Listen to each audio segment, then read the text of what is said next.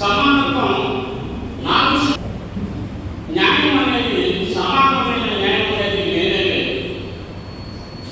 Article 19(1) ప్రకారం భావస్వేచ్ఛ ప్రకటన ఉన్నప్పటికీ దాని నియంత్రణ 2 ప్రకారం ఉండకపోవచ్చు, కానీ అది కూడా చట్టబద్ధంగానే ఉండాలి.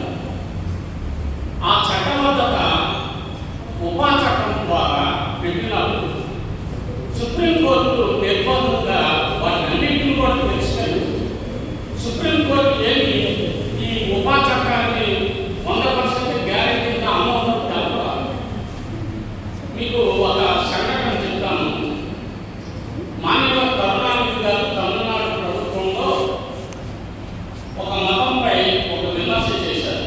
ఆయన హిందూ మతం గురించి ఒక అర్థాలు చెప్పారు. దాంతో దేశవ్యాప్తంగా 250 FIRలు నమోదు చేశారు. ఆ 250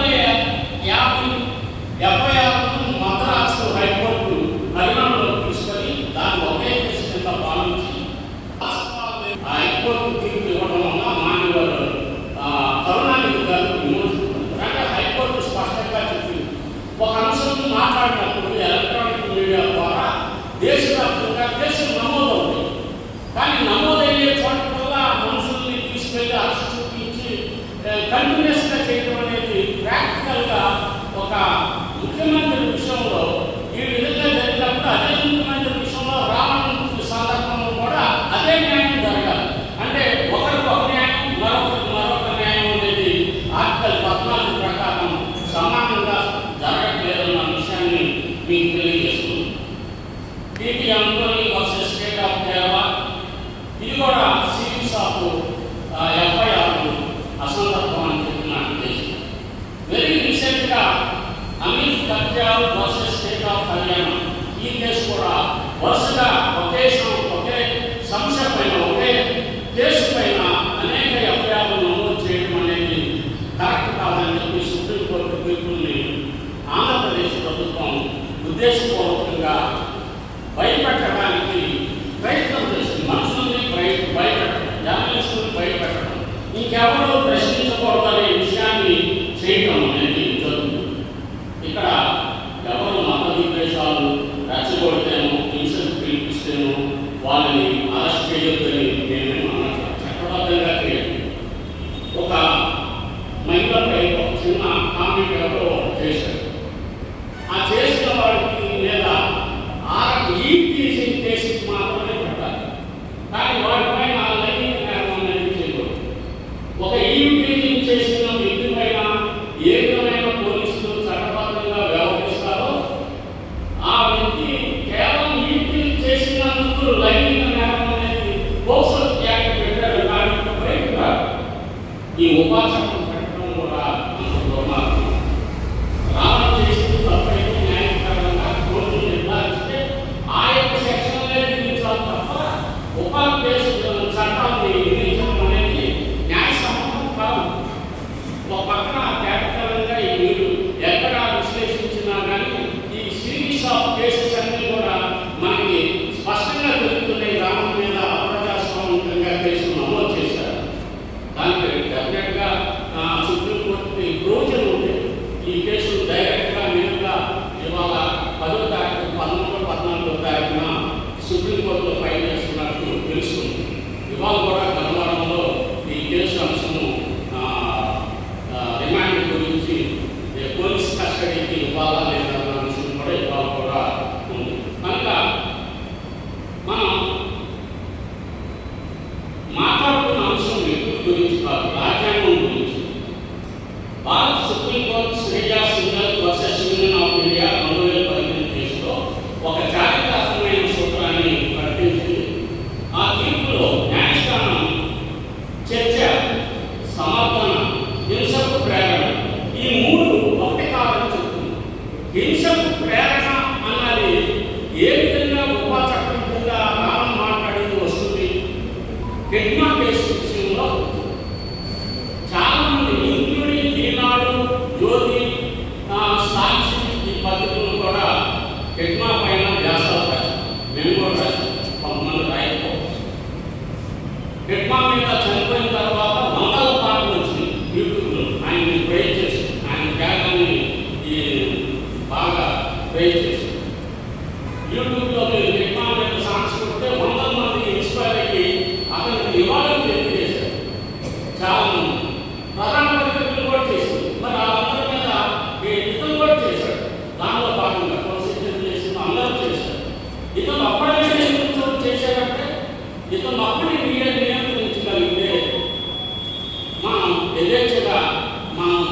వచ్చినట్లు చేసుకోవచ్చు. 2.5 లక్షల సబ్స్క్రైబర్స్ ఉన్నారు. వీళ్ళ ద్వారా ఎక్కువ మందికి వ్యాప్తి షేర్ అవ్వకుండా చేయొచ్చన్నది ఒక లక్ష్యంగా కనపడింది. ఎందుకంటే ఇంకా ఎక్కువ మంది సబ్స్క్రైబర్స్ ఉన్న యూట్యూబర్స్ ఉన్నారు. వాళ్ళని అనుకోవాలి. ఎందుకంటే వాళ్ళు ఈ యొక్క విషయాన్ని కూడా కంటే కూడా ఇంకా దారుణంగా విమర్శిస్తున్నారు. యూట్యూబర్స్ మాట్లాడే వాళ్ళని మిగతా సమాజం జర్నలిస్టులు గాను లేకపోతే వాళ్ళకు కూడా రైట్స్ ఉన్నాయన్నదిగా పరిగణించారు. అందుకనే యూట్యూబర్స్ని ప్రత్యేకంగాను మేమైతే యూట్యూబర్స్ అయినా జర్నలిస్ట్ పత్రికల్లో సోషల్ మీడియాలో పనిచేస్తున్న వాళ్ళు కూడా వాళ్ళకి పక్కన ఉంటాయి, లేక డిజిటల్ పేపర్లో పనిచేసే వాళ్ళు ఉంటాయి. అందరూ ఉంటాయి. వాళ్ళందరూ కూడా ఆఫ్ స్పీచ్ ప్రకటన ఉంది, ఫ్రీడమ్ ఆఫ్ స్పీచ్. ఆ ఫ్రీడమ్ ఆఫ్ స్పీచ్ని నియంత్రించుకున్న ఎవరినైనా సరే మనం కనుక్కొని వెళ్ళాలి తప్ప వీళ్ళొద్దు మా హామీ లేదు. మొత్తం ఈ ఫ్రీడమ్ ఆఫ్ స్పీచ్కి సంబంధించి ఎవరైతే తమ అభిప్రాయాన్ని స్వేచ్ఛగా వెళ్ళగలుగుతున్నారో వాళ్ళందరి కోసం కూడా మనం ఫైట్ చేయాల్సిన అవసరం ఉంది. ఇది కేవలం అంటే ఇక్కడ రౌండ్ టేబుల్ పెట్టుకుంటూ ఉండాలి. మనం చూస్తే కనీసం ధర్నా సెంటర్లో ధర్నా చేసి ఈ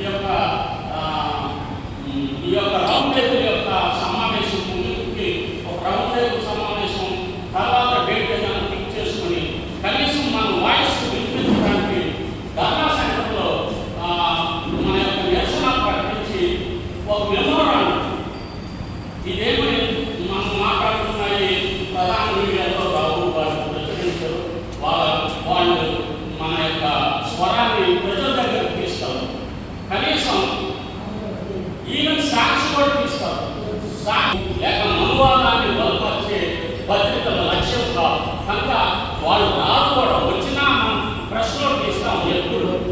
కానీ అసలు వాటిని పట్టించుకోరు.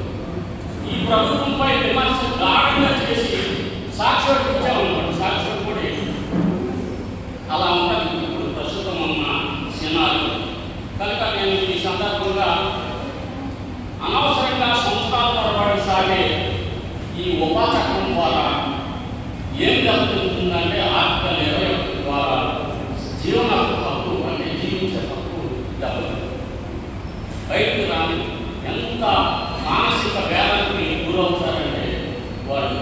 అది మనం ప్రొఫెసర్ ఢిల్లీ ప్రొఫెసర్ సాయిబాబా గారి విషయంలో, వరవరా గారి విషయంలో, బాబాసాహెబ్ మనవరు తెలుగు ఆనంద తెలుగుడే విషయంలో, వీరు కోరేగారు విషయంలో ఇలా చెప్పారు. స్టాండ్ గారి ఎంతమంది చనిపోయారు ఉపా చట్టం ద్వారా నమోదైతే బయటకు రావడం చాలా కష్టం. ఇంత ఘోరమైన విషయాన్ని ఏ కేసుకి నిజంగా రాజద్రోహం కానీ దేశద్రోహం కానీ లేక మావోయిజం పట్ల మావోయిజం పట్ల చనిపోయిన తర్వాత వీడియో చేసి చెప్పడాన్ని తప్పుగా తీసుకున్నారంటే వేల మంది విద్మా కోసం ఆ బలిదానం కోసం నేను కూడా రాశాను. 2-3 ఆర్టికల్స్ రాశాను. ఎంత ఏంటంటే ఒక భావజాల యుద్ధం అన్నమాట. బాబాసాహెబ్ ఒక మాట అంటారు, ఈ దేశంలో వాస్తవ చరిత్ర అంటే బ్రాహ్మణిజం మీద బౌద్ధం చేసిన యుద్ధం అని. ఆ యుద్ధంలో కొన్నిసార్లు ఎప్పుడు బ్రాహ్మణిజమే ఎప్పుడు విజయం సాధిస్తాం. ఎందుకంటే ఆ యొక్క ఐడియాలజీ ద్వారా మన మైండ్స్ని కంట్రోల్ చేశాం. కనుక దాన్ని ఈ భావజాలానికి వ్యతిరేకంగా, మనువాదానికి వ్యతిరేకంగా రాజ్యాంగాన్ని నిలబెట్టడానికి కోసం మనం చిత్తశుద్ధితో తప్పనిసరిగా జర్నలిస్టులు పనిచేయాలి.